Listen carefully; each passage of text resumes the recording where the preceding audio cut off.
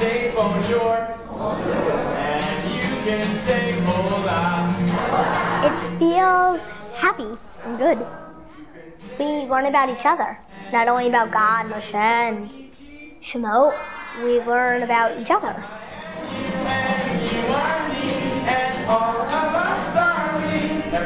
Since I've grown, God's been there more for me, because I feel whenever I'm in like a situation or I have a problem, whether it's in school or at home, God's always there telling me which way to go.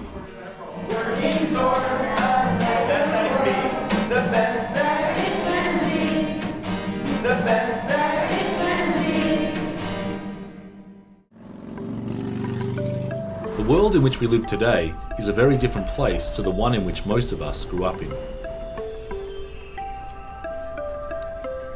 As educators, we are feeling these changes all the time. We know that teaching has changed. We know that technology has changed. We know that our kids have changed. And yet the organisations that we created for them to learn in are by and large decades, and in many cases several decades old. At a point in time where such fundamental changes are taking place, we have no choice but to innovate and adapt accordingly. Whereas once Jewish learning focused on the transmission of knowledge from a learned individual or a sacred curriculum, now the focus must be on the whole person. We need to reach the mind, the heart, the soul, and the individual's very sense of being. In other words, a person's knowing, doing, believing, and belonging. Meet Levi. Educators use him to design learning that addresses the whole of the person. Since we've been doing this LOMED program, our teaching style has changed so much. Everything has become so much more experiential than it ever was before. We're really reaching these children in many different ways. The whole living, learning, doing, knowing has become such a part of even who we are as teachers. Best idea ever. Oh, we're not just educating the children about Judaism. We're creating Jewish lives. We're not just teaching them Torah. We're creating people who live Torah. So what we know about classrooms is that they're really good for certain things, but it's not just a matter of transmitting knowledge that we're really engaged in. So if we want to try and engage Jewish learners, Jewish youth in the full spectrum of what it means to be Jewish today, then we need to take them outside of the regular traditional classroom model and expose them a whole lot of different types of learning that make more meaning and have more relevance to where they're at.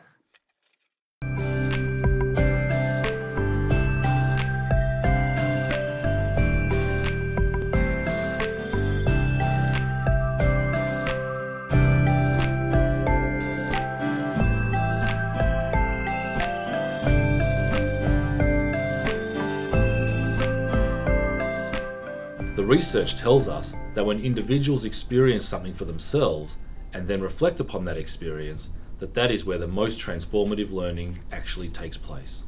It's fun. We're helping people. They liked it. It's really showed me that it's good to be a good citizen even if you don't get something back from it.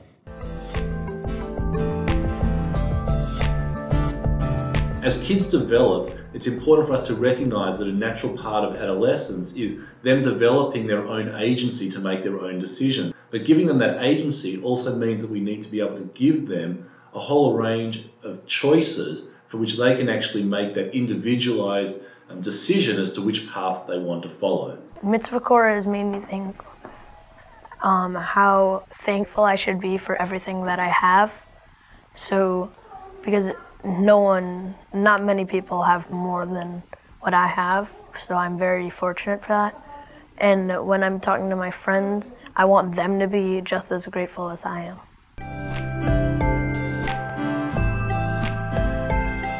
There's no doubt in my mind that as a child is developing, the most important influence in their life is the family unit. Interestingly enough, in the Jewish community, it's not just restricted to the parents, but also the grandparents play a really significant role in the lives of many Jewish young people today. Personally, I love the fact that my kids, actually I'm not just dropping them off and telling them to go and do their thing. I'm actually participating with them.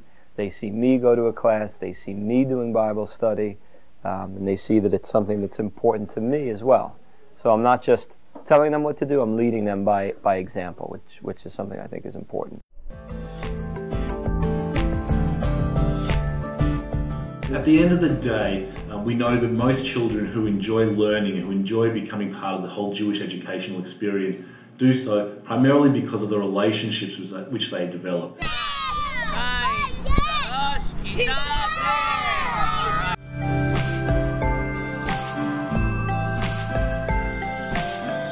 One thing that I would change would be to try and move the curriculum or the knowledge base from being the most important thing that needs to be transmitted to the child.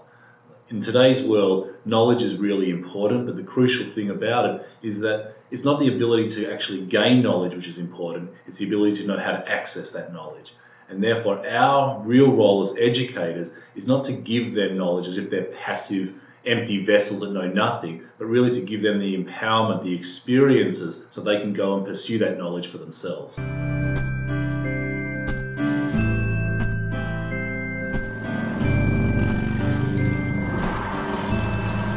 The work ahead for Jewish educators in a world that has dramatically changed is to nurture the whole person. The research tells us clearly that a classroom alone can't do that. Together we are learning how to speak to the questions and needs of the individual, to build relationships and community, to engage the family and support the agency of teens, to create vital lived experience. By pioneering new approaches, we'll create Jewish learning that meaningfully engages today's learners.